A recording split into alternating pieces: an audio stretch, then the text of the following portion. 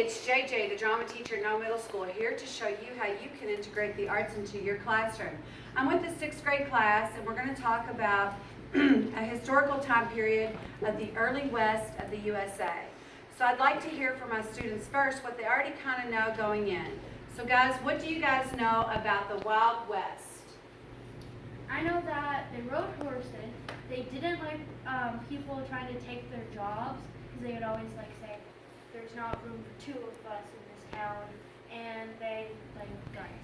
Good, yeah, gunslinging was happening. I know that they rode horses and they wore hats and they would lasso cows. Right.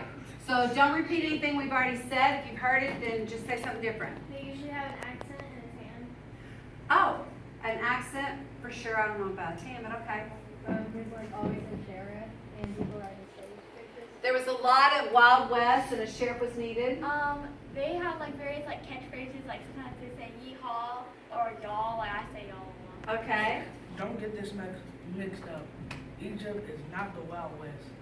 That is true. I know in most states they were either farmers or cowmen or cowboys. Okay. They wore hats. Yep, we heard about that one. Seth? Noah? No. Not your brother. I know. Sorry. They stole money. There were a lot of outlaws. And they usually lived in like desert-like areas.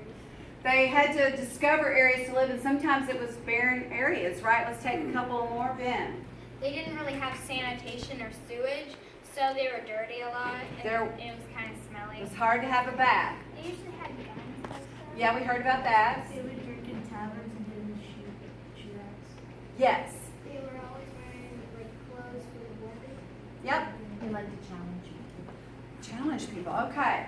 So we just heard that what we know about the Wild West is the typical, we call that a stereotype, or in theater sometimes called a stock character.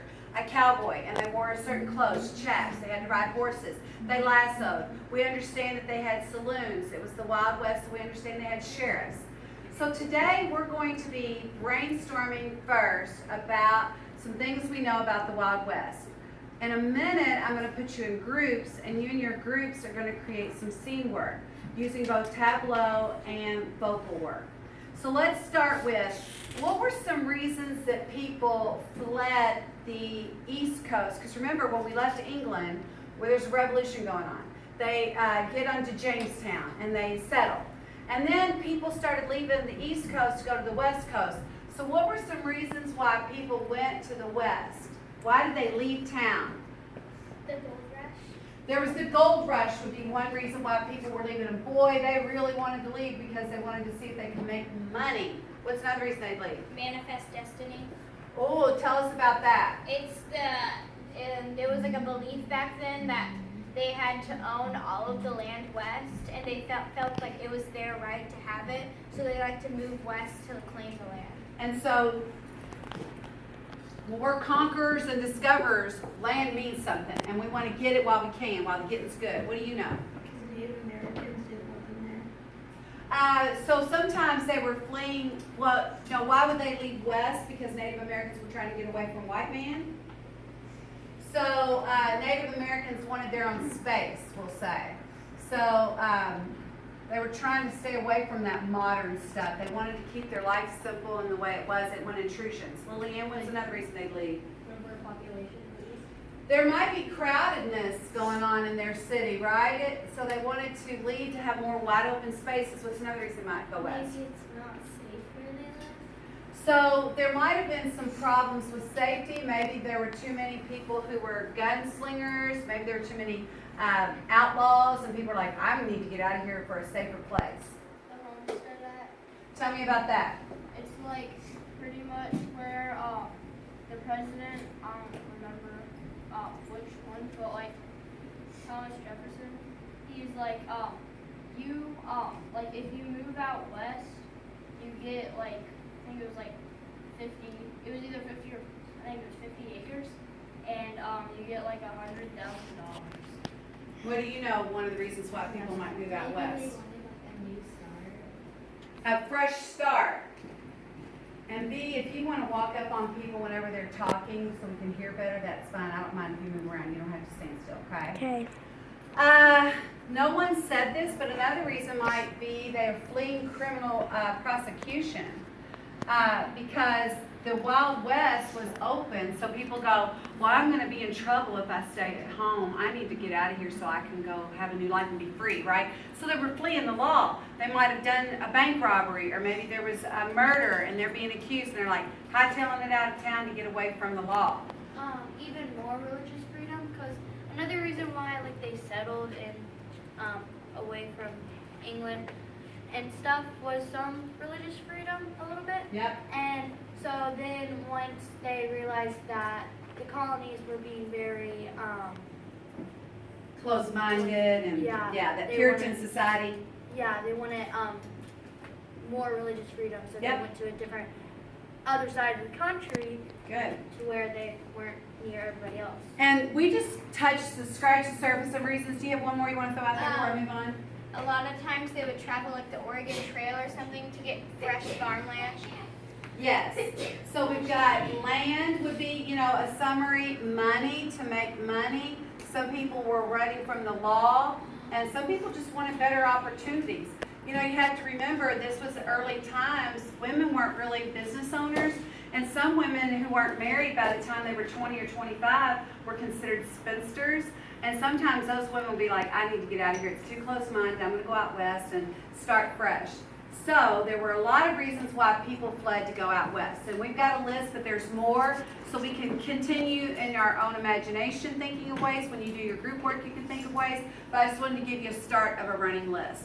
Let's talk about some of the people that we might see or that would be part of the early American settlers and what might be the type of people who would travel out west. So let's talk about the people during this time.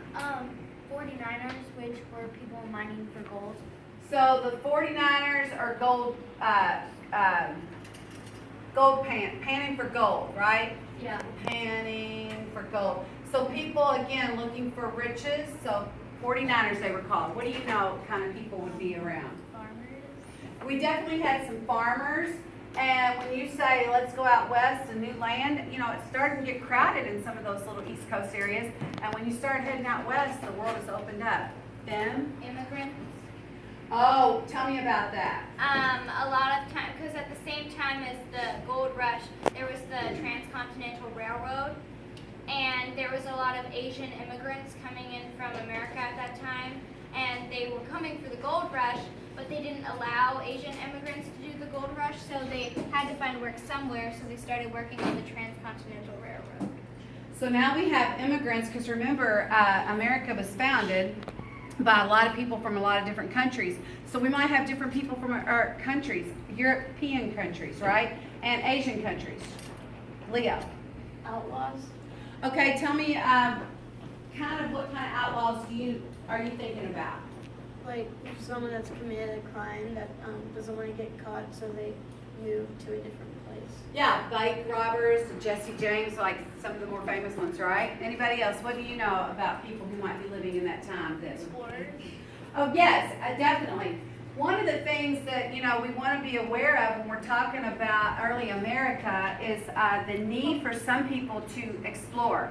And I don't think I would be like Christopher Columbus and get on a boat and travel across an ocean that I don't know where there's an end. That's not my jam. But I'm glad there are people that is their thing, right? So explorers have to go seek and find, right? So you're leaving what is a comfortable life on the East Coast without the unknown. It's kind of scary. And so they didn't have maps and they didn't know what was out there. So people started going, let me explore. But you know what? That's something you're born with, and maybe your family makes you do with you. It's innate. I wouldn't be that kind of explorer. I'm an explorer in a different way, but not where now in America on that land I might, but I don't know that I'd get on a ship like Columbus did. But I'm glad there are people that do it. The Vikings, while they have a downside, they also have a big upside, and the upside is they discover a lot and they explore a lot, and we've seen great things that they found along the way. What are some other people we might have during this time period? I have two. During the gold rush, there were people who were like selling mines to the people who were. So we have salesmen and we have people who are trying to make a buck off of making a sale, right? So salesmen, Shop owners. Shop owners, good, because in the East Coast, you know, we've already kind of set up a house. So there's groceries and there's places to buy feed for your cattle. There's places to buy cattle. Well, now some of these people going, well, if everybody's going out west, I'm gonna go out west because they're gonna need to buy these things for me. So salesmen and shop owners, good. What else? Can I go along with that? Usually women didn't really go along because like the husband would usually go and pamper girls while they would stay home. Some women traveled with their husbands and they would charge food, like charge money for food and like making like home cooked meals because usually they would eat like small things like maybe like just normal like biscuits or something. That's right. So the family, sometimes you're forced to go. Again, women were not super independent. There were some. They were kind of, you know, the outliers. They weren't the norm. You had to go with your family. So now you are forced to go, whether you're a kid, a teenager, or a wife, that you sometimes have to go with your family. Let's do a couple more and then we'll wrap it up. Barbers. Oh, yeah, I didn't think about that. Everybody needs a haircut and shave, right? So barbers could be an interesting, I never even added that to my list, but I like it. I saw one last hand. Did he take yours? Okay. So we see all kinds of people. Now here in a minute, when you are going to be asked to put your groups together, you have to create a character, and the characters that are traveling together have to make sense. You would not necessarily have some random stranger travel with you. Does anybody know how long it would take to travel from the East Coast to the West Coast in a horse and buggy? Around 6 months. It could take months on end. Depending on all the obstacles, depending on how much time you tried to cover in a day, but it was very slow going. It takes us 3 days in a car doing 80 miles an hour, right?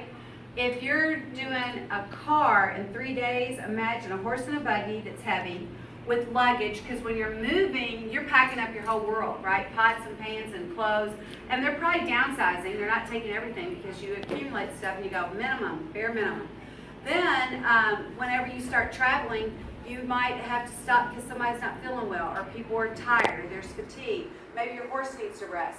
So it would take months on end to get out there. So the people you're going to put together, you want to make sure that it makes sense while they're together.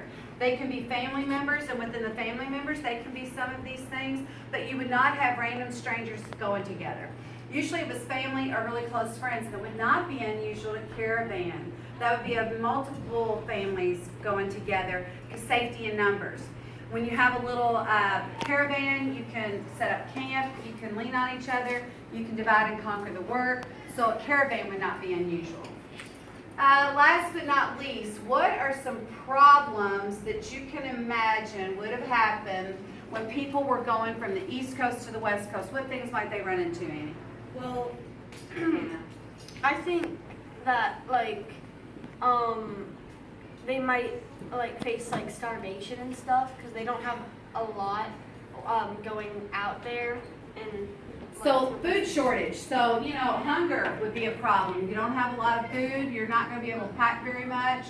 So getting hungry on the road would happen.